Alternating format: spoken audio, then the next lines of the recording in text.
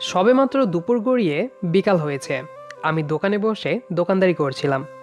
তখন আমার দুইজন বন্ধু কাব্য আর নিলয় এসে বসলো দোকানে। ওরা প্রতিদিন বিকেলে আমার সাথে দোকানদারি করে।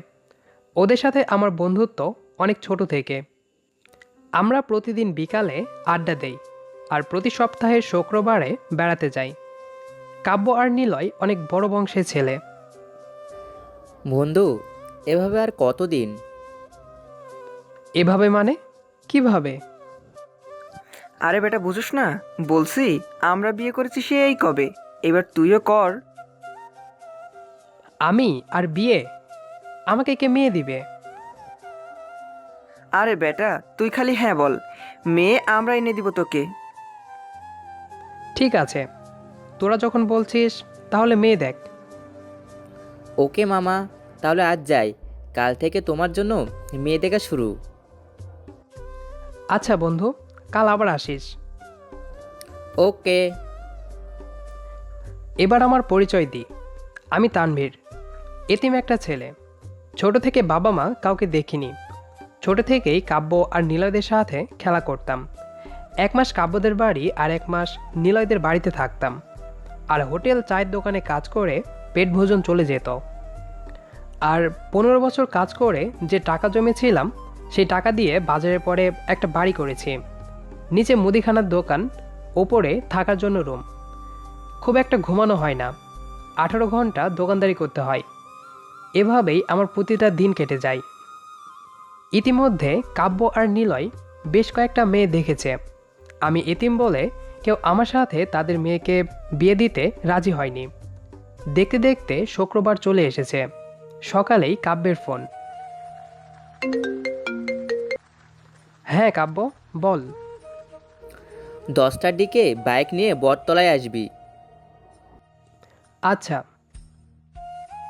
ঘুম থেকে উঠে হাত মুখ ধুয়ে রেডি হয়ে বাইক নিয়ে বটতলায় আসলাম। কাব্য আর নিলয় আগেই ছিল। তিনজন মিলে ঘুরতে গেলাম। সারাদিন অনেক ঘুরলাম, খেলাম। তারপর বিকেলে আমাদের এলাকার এক পার্কে আসলাম। ছুটির দিন এখানকার সবাই এখানে সময় কাটাতে আসে। আমরা তিনজন একটা বট গাছের নিচে বসলাম। সামনে এক গাদা বাদাম। তিনজনে খাচ্ছি আর গল্প করছি। আমাদের সামনের দিকে একটা মেয়ে কিছু ছেলেদের নিয়ে খেলা করছে। আমি ওটাই দেখছি। কি মামা, পছন্দ হয়েছে? হ্যাঁ, মানে কি পছন্দ হবে? এতক্ষণ ধরে যাকে দেখছিস তাকে? না, খারাপ না। তাহলে খোঁজ লাগাই। হ্যাঁ। ওকে, ওয়েট কর, আসছি আমি। কোথায় যাচ্ছিস? কাব্য আমার কথার উত্তর না দিয়েই উঠে গেল। 5 মিনিট পর আমাদের কাছে আবার ফিরে আসলো। মামা, পুরো খবর পেয়ে গেছি। লাইন একেবারে পরিষ্কার। আরে বেটা সব খুলে বল। মেয়েটার নাম নীরা। বাবা মা নাই, পাশের এতিমখানাতেই থাকে। তাহলে কালকেই বিয়ের প্রস্তাব নিয়ে যেতে হবে, কি বলিস কাব্য? হুম। চল এখন ওঠা যাক। তিনজনে বাসায় ফিরে আসলাম। বাসাতে এসে একটা বড় আকারে ঘুম দিলাম। পরের দিন সকালে ঘুম থেকে উঠে ফ্রেশ হয়ে দোকানে আসলাম। প্রতিদিনের মতো কাব্য আর নিলয় আসলো বিকালে। মামা মিষ্টি খাওয়াও। কি উপলক্ষে? আরে বেটা, তোর বিয়ে ফাইল আন। দেখ, ফ্রিজে আসে মিষ্টি। মামা বিয়ের সামনে শুক্রবার। তাতে আমার কি? সব দায়িত্ব তোদের। সেটা তো আমরা জানি। তাহলে আজ থেকে কাজে লেগে পড়। আমি বিকালে তোদের বাসায় গিয়ে নিমন্ত্রণ করে আসব।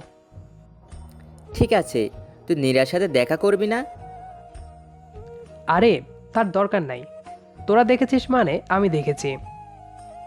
ওকে বন্ধু, তাহলে আমরা সব আয়োজন শুরু করছি। ওকে।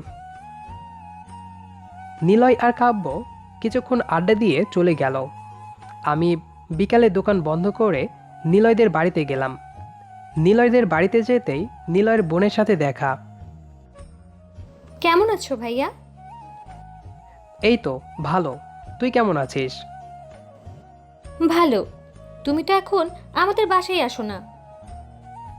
জানিস তো বোন, আমার দোকান আছে, তুই তো যেতে পারিস। আগে ভাবি আনো ঘরে, তারপর যাব। আনবো। আন্টিকে ডাক। আর নিলয় কই? ভাইয়া বাইরে গেছে, তুমি বসো, আমি মাকে ডেকে দিচ্ছি। আচ্ছা।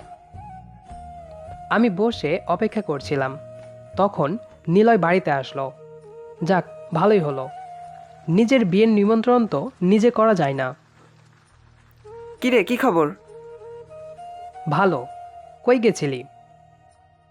বাজারে, তোর কাছে। তোকে না পেয়ে চলে আসলাম। যাক, ভালোই হয়েছে। আমার হয়ে তুই আন্টিকে বিয়ের নিমন্ত্রণ দিবি। আমি এসব পারি না। প্লিজ দোস্ত। এরই মধ্যে আন্টি আর নিলয়ের বোন আসলো। তানভীর যে, কেমন আছো? ভালো আছি আন্টি, আপনি কেমন আছেন? হুম, ভালো আছি। এখন তো তোমাকে আর দেখাই যায় না। তা আজ হঠাৎ কি মনে করে? মা চয়নের বিয়ে ঠিক করে ফেলেছি, আগামী শুক্রবারে বিয়ে। এ তো অনেক ভালো কথা। জি, আপনারা সবাই আসবেন, আর বিয়ের কাজ সব আপনাদেরই করতে হবে। আমার ছেলের বিয়ের কাজ কি অন্য কেউ করবে নাকি? আমিই করব। ভাইয়া, ভাবি দেখতে কেমন? নিলয়ের থেকে পরে দেখে নিস বোন। আচ্ছা ভাইয়া। তারপর নিলয়কে সাথে করে নিয়ে কাব্যদের বাড়িতে গেলাম। তারপর ওদের নিমন্ত্রণ করলাম। দেখতে দেখতে শুক্রবার চলে আসলো। ঠিক সময়ে বিয়েও হলো। তারপর বাসার ঘরে ঢুকলাম। নীরা খাট থেকে নেমে আমাকে সালাম করলো। আমি ওকে খাটে বসালাম, আর আমিও বসলাম। তখন নীরা আমাকে জিজ্ঞাসা করলো, আপনার বাসায় সবাই কোথায়? কাউকে তো দেখতে পেলাম না। তুমিও যেমন এতিম, আমিও তেমন এতিম। আমি তো কোনোদিন আমার বাবা মাকে দেখিনি। আপনি দেখেছেন? না, আমিও দেখিনি। তাহলে এত বড় বাড়ি কোথায় পেলেন? ছোট থেকে আমি কাজ করে টাকা জমাতাম, তাই দিয়েই বাড়িটা বানিয়েছি।